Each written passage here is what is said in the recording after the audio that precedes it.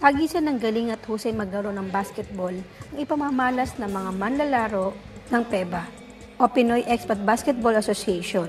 Sa opening ng kanilang liga, pumarada ang bawat team, suot ang kanilang uniform. Naroon ang Team Destroyer, Jazzville, UIG Abu Dhabi Team, Ball Above All, Elite Team, Bicol Express, Jehad Team, Agility Grid Team at General Trading Team.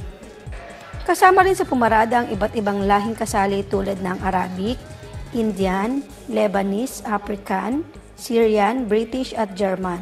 Nanalong Best in Uniform ang Elite Team at Best in Muse naman ang nasa team ng UIG Abu Dhabi. Nagpasimula naman ng laro ang Syrian doctor at sponsor ng basketball na si Dr. Jehad Mashri. Ayon kay Dr. Mashri, lubos ang pasasalamat niya sa lahat ng naroon para suportahan ang paliga.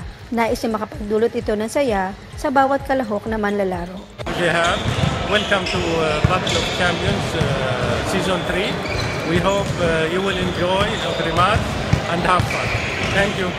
Sinabi naman ni Marlon Cinco, chairman ng PEBA, na masaya siya sa suporta na tatanggap mula sa mga taong nakaisa sa kanilang paliga. I would like to thank you for supporting this Battle of Champions Season 3. Ang mapapanalunan sa paliga ay 10,000 dirhams, 30,000 dirhams at 40,000 dirhams na umabot na mahigit 1 milyong piso. Mas titindi para o magiging labanan namang ito sa mga susunod pang laro.